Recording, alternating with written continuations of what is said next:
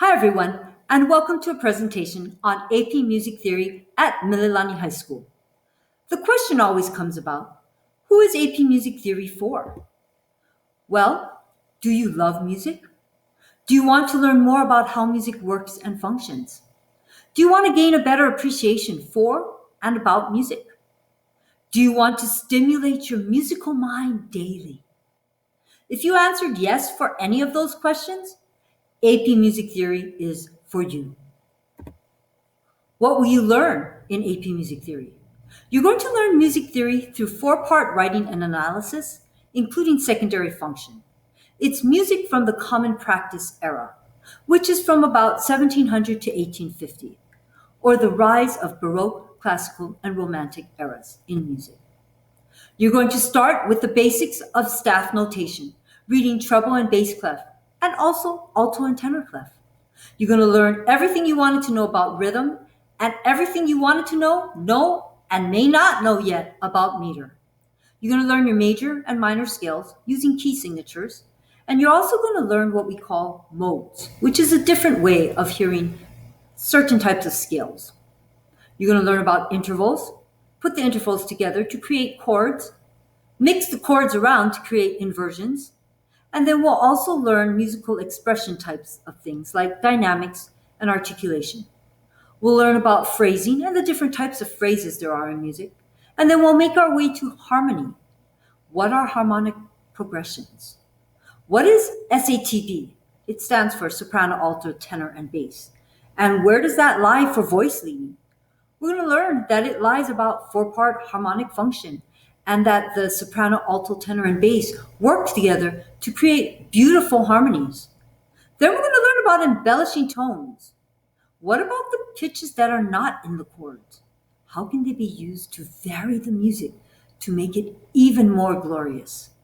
We'll learn about putting pitches together to create motives, putting those motives together to create sequences, and then we'll also learn and do a long time dwelling in secondary function and tonicization, which is how we give a little more variation to chords and harmonies, and we take them into different keys just for a small amount of time.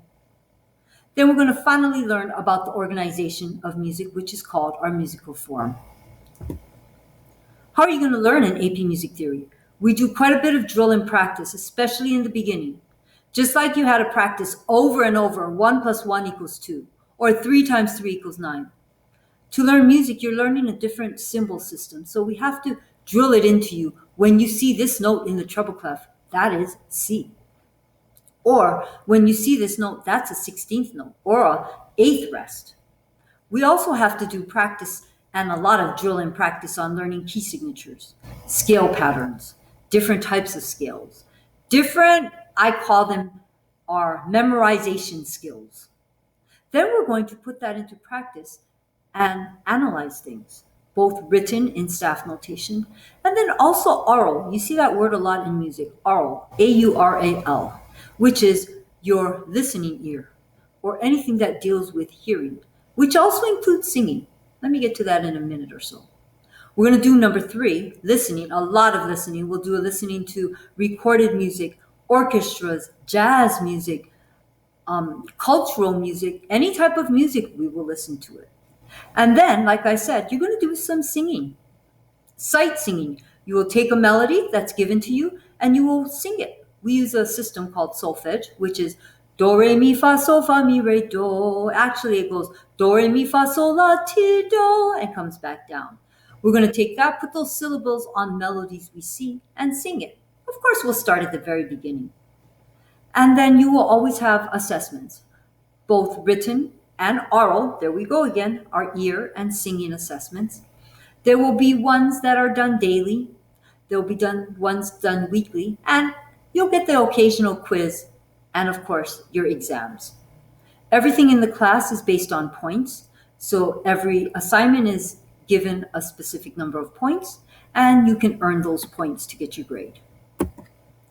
Everybody always wants to know about the exam. I will tell you this. To me, it's not about what you score on the exam. It's about how music literate you become. How much do you grow? If you come here at this level, I hope you can grow here.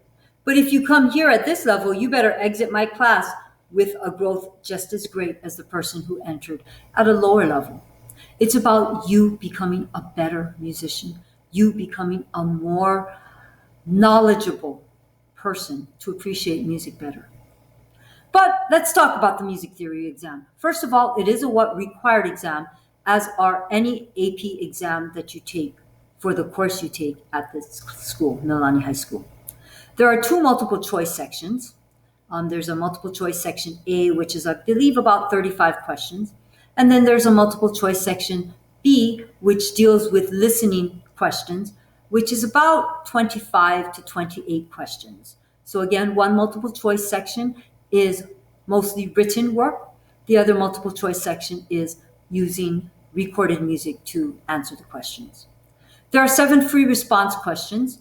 2 of them are sight singing. You're given a melody and you have to sing it. 2 of them are melodic dictation, where you hear a melody and you have to write what you hear, both rhythm and pitch. 2 are harmonic dictations,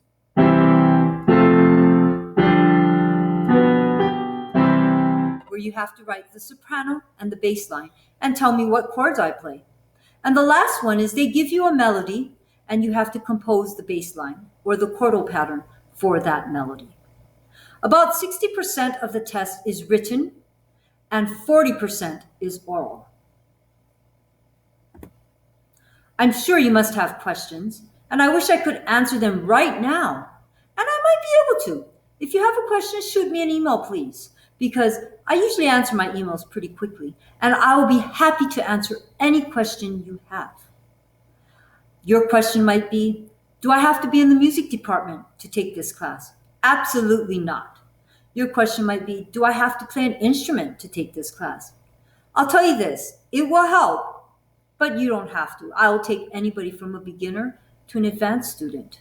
We will all learn together, because even if you're an advanced student, there may be gaps in your musical literacy that you need to address, and we'll address them all together. Another question might be, will I have to work hard? Well, that's a given. Any class you take from me, you're going to work hard, but you will leave feeling energized. You will leave feeling invigorated. You will leave hopefully feeling that you learned a lot. If you work hard for me, I will work equally and more hard for you, or harder for you. I will give all I have to teach you all you need to know and all you want to know. So think about it.